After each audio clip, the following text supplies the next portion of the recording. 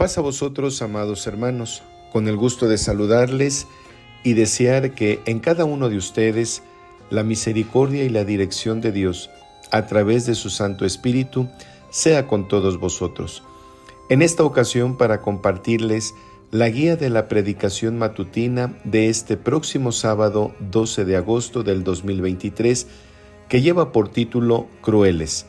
El objetivo a cumplir es aprender el ejemplo de paciencia y bondad que el Maestro nos dejó, triunfando sobre la crueldad de los hombres que eran controlados por el adversario.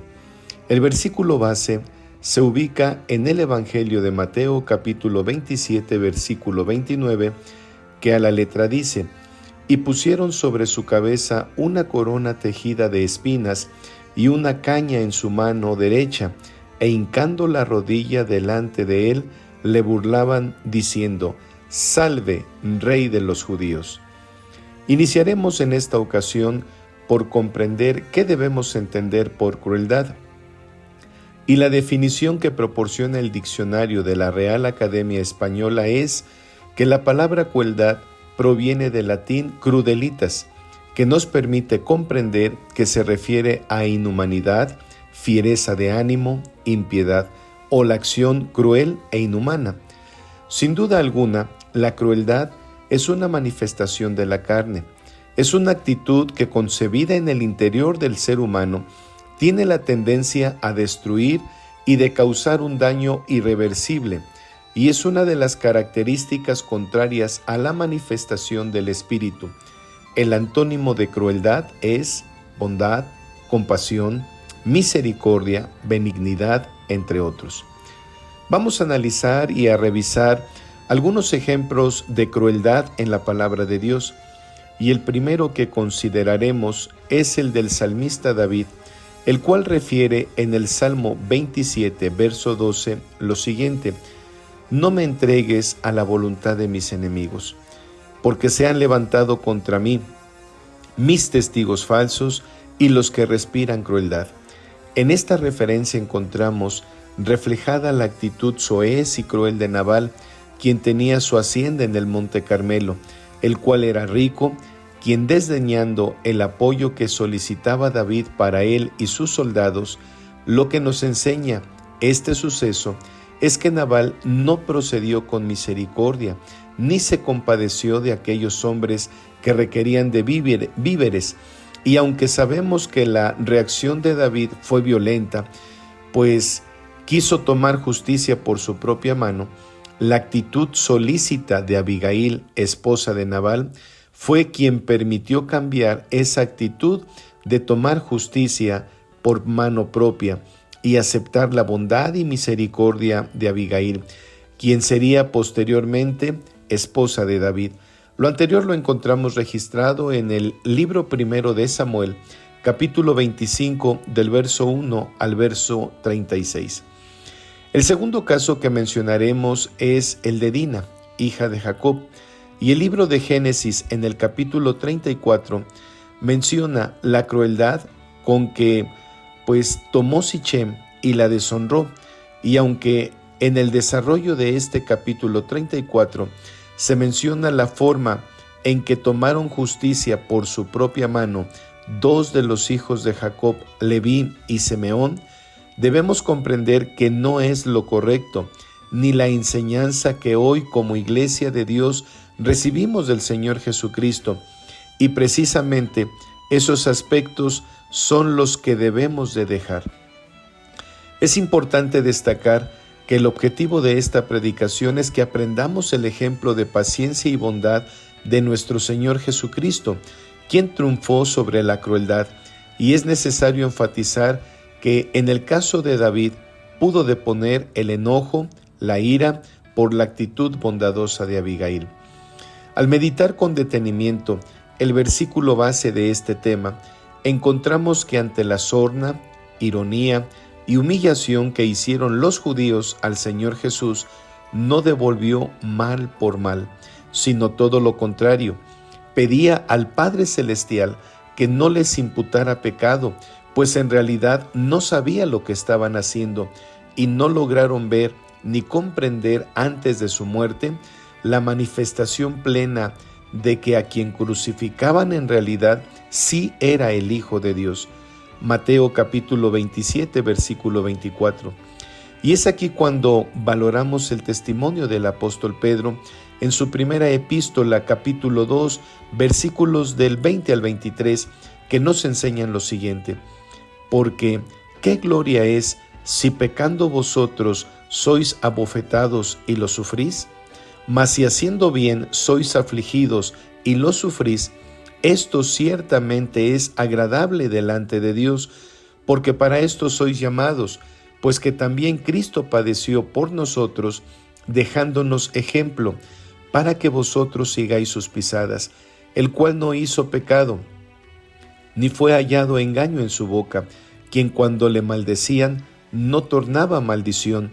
cuando padecía no amenazaba, sino que remitía la causa al que juzga justamente.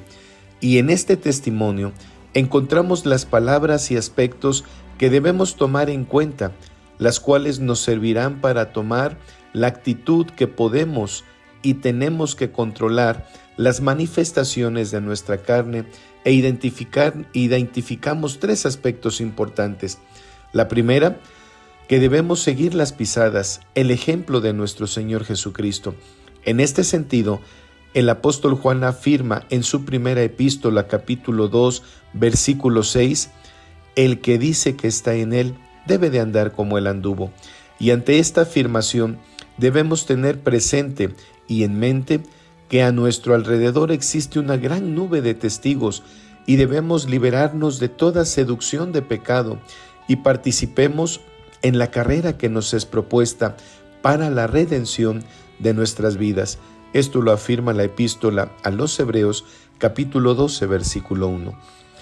El segundo aspecto que notamos en esta lectura bíblica del apóstol Pedro, que cuando le maldecían a nuestro Señor Jesucristo, no retornaba maldición por maldición, que cuando padecía no amenazaba. Y tengamos en cuenta estas palabras que nos dan ejemplo, ya que en repetidas ocasiones somos dados a dejarnos llevar por nuestros impulsos carnales, amedrentando, es decir, amenazando a quienes nos han causado algún mal, y en ese momento dejamos de comportarnos como hijos de Dios, dejamos de ser luminares en este mundo, como a quienes nos ha resplandecido la luz de su evangelio, de quienes hemos sido llamados de las tinieblas a su luz admirable. Dejamos de testificar todo ello por proceder como la carne quiera, lo cual es incorrecto, no es aconsejable. La tercera parte o el tercer aspecto que podemos ver en esta lectura del apóstol Pedro es que podemos remitir todas las cosas a quien juzga justamente. Y en este sentido hay también recomendación clara y precisa del apóstol Pablo, que refiere en la epístola a los Romanos capítulo 12, versículo 19, que no tomemos la justicia en nuestra mano, sino que debemos permitir que sea Dios quien determine el castigo, debido a que la palabra de Dios afirma: a mí corresponde castigar, yo daré a cada cual su pago, dice el Señor Dios.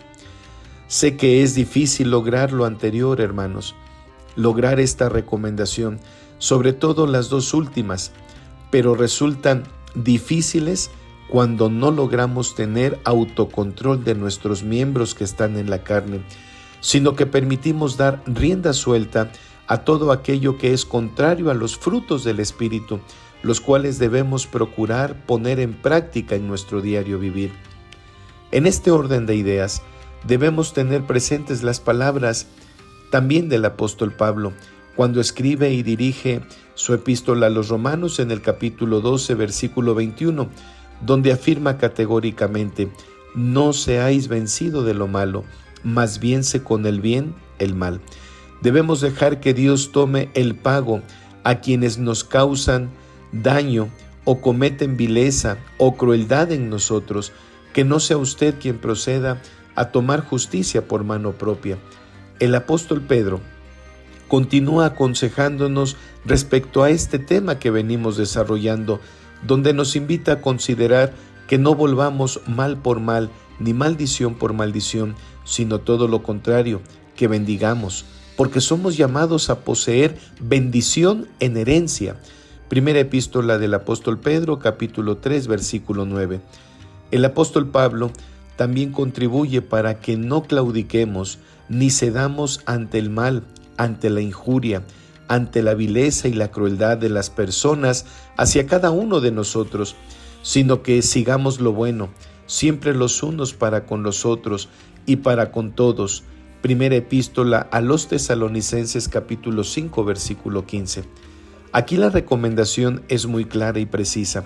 que debemos ser ejemplo de los fieles y no solo por palabra, sino manifestando nuestro verdadero ser interior como hijos amados, como hijos de luz, y demos testimonio con nuestros hechos que Dios ha resplandecido en nuestras vidas.